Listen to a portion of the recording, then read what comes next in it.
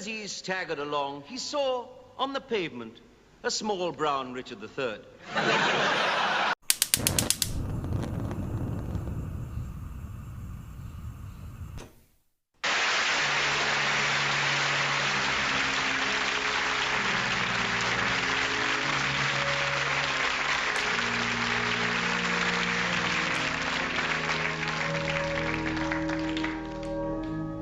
I was born in Hampstead Heath.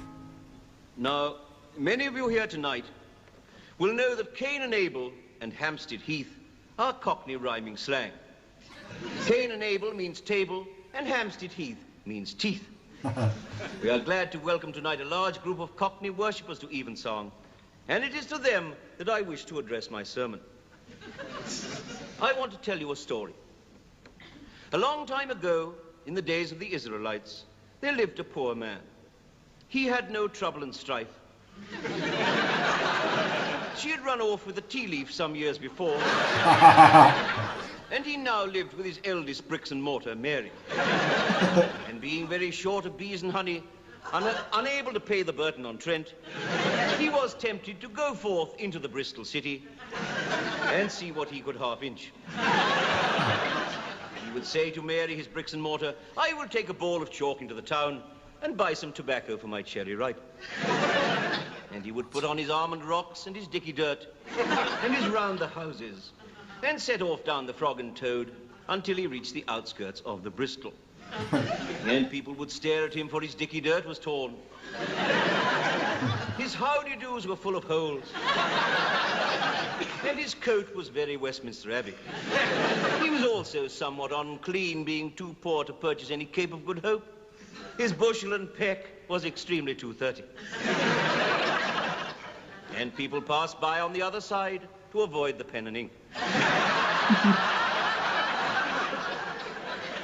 He was truly an ugly man.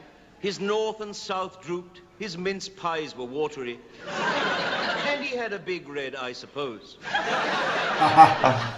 One day, his bricks and mortar gave him some money, saying, here is a saucepan lid, go and buy food, a loaf of Uncle Fred and a pound of standard ease. But do not tarry in the town, and bring me back what is left of the money to buy myself some new underwear. I need a new pair of early doors. For my present ones are full of holes, and I am in a continual George raft. Oh, wow. But instead of returning with the bees and honey for his bricks and mortar's early doors, he made his way to the rubber-dub for a tumble down the sink and indulged himself freely on the bottle. And he became very Elephant's Trunk and Mozart. And with the landlord of the rubber-dub called Birdlime, the man set off back towards his cat and mouse, reeling about all over the Frog and Toad and drunkenly humming a stewed prune. Most of this and it came to over my head.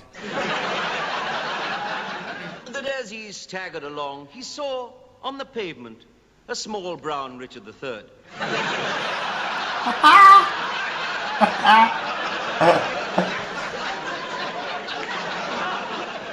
And he stared at it, lying there at his plates of meat.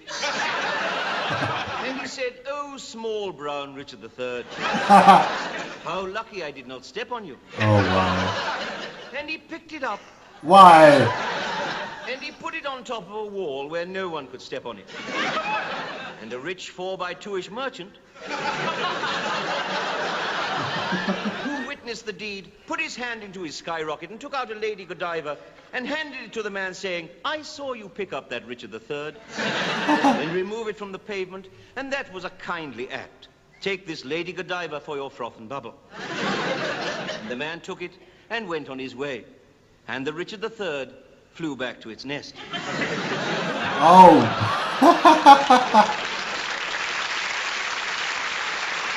Oh, that's Richard III. Now, when the man arrived home, his daughter was sitting by the Jeremiah on her favorite Lionel Blair. And she arose angrily and said, once again you come home, Elephant's Trunk and Mozart. You have spent all the money I gave you. Now I cannot have my new pair of early doors. Neither can I have wine, as you do. And the man said, fear not, here is a Lady Godiva, which I earned by a kindly act. And the woman was overjoyed. and said, "Thank you, Father. Now I can have my pair of early dawns." Verily, that kindly act has ensured that I have more than enough to cover my bottle and glass.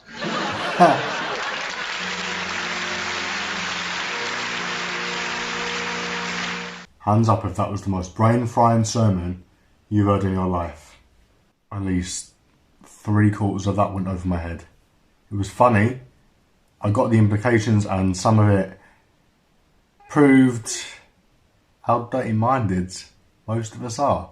Richard III. I might have said this in a video before, but I'm not actually a Cockney. I was born in London, but I was, I think, the first on my dad's side for a long time not to actually be born a Cockney. I was born outside of the range of the Bow Bells. I was born in Hampstead Heath, which is why I didn't get most of this, probably. All I knew was plates of meat and the one that was stairs. I got that before it happened. And of course Richard III, again. But the minute I got revealed just how dated my mind is. Don't lie, it did the same to you, didn't it? Do me a favour, give this video a thumbs up, let me know what you thought of it. Subscribe if you haven't already, and I'll be back soon with my next upload.